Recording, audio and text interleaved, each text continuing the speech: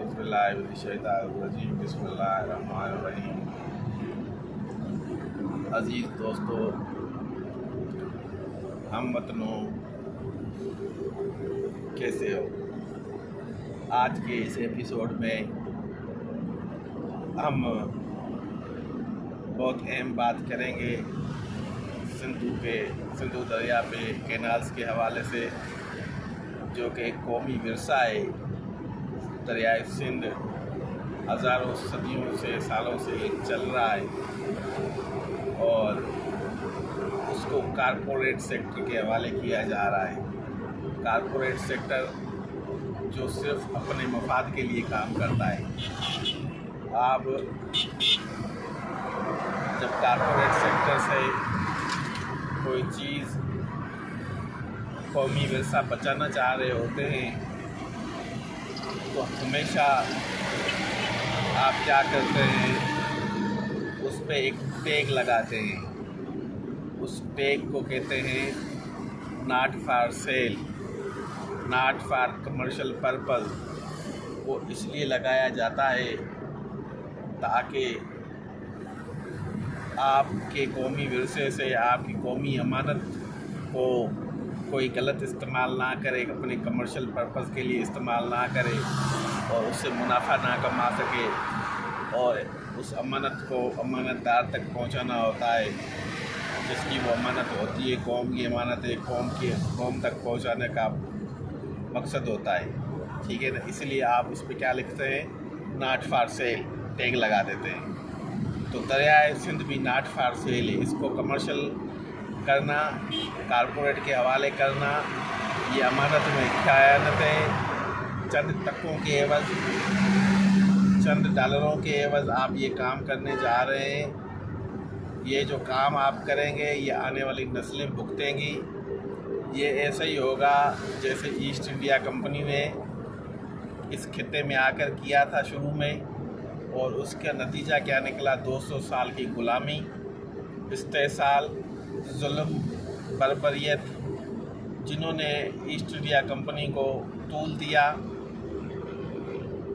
उसके कसीदे पढ़े और उनको कंट्रोल करने दिया, वो तो मर खप गए।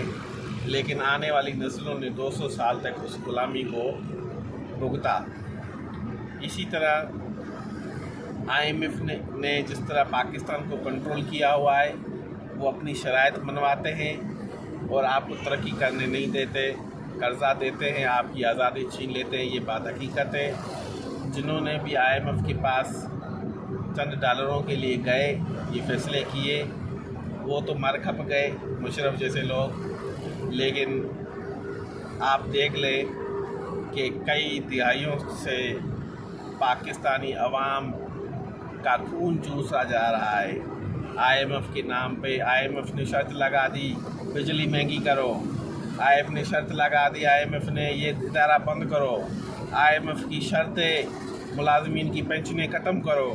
IMF की शर्तें कि मुलाजमीन को शार्ट करो, मुलाजिम की राइट साइजिंग करो। IMF की शर्तें। भाई IMF कौन है? खुदा है।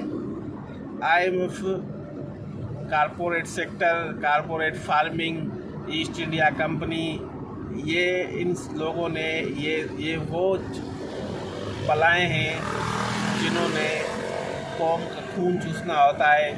इनको सिर्फ एक ही सबक आता है कि अगले की आज़ादी छीन लो, उनके फैसलों पर असरअंदाज हो जाओ और कौम का खून चूसो और प्रॉफिट बनाओ, चाहे इसमें जुल्म करना पड़े, गैर इंसानी सलूक करने पड़े, या जो मर्ज़ी होता है। लोग मरते हैं, मरने दो।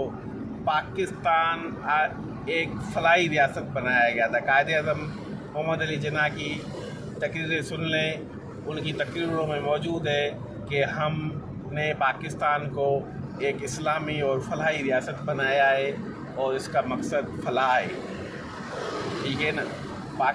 जो मुल्क के रिसोर्सेज होंगे वो आवाम के लिए इस्तेमाल होंगे। लेकिन आज फलाह किधर है? क्या फलाही रियासत में ऐसा होता है कि आप आवाम से निवाला छीन के कारपोरेट सेक्टर को दें? कल को दरिया में पानी होगा तो आप उन्हीं हुक्मरानों से सुनेंगे, वो कहेंगे कि पहले इनको पूरा करके देना है, फिर जो बचेगा वो हम आवाम के लिए छोड़ेंगे। ये होंगे हालात।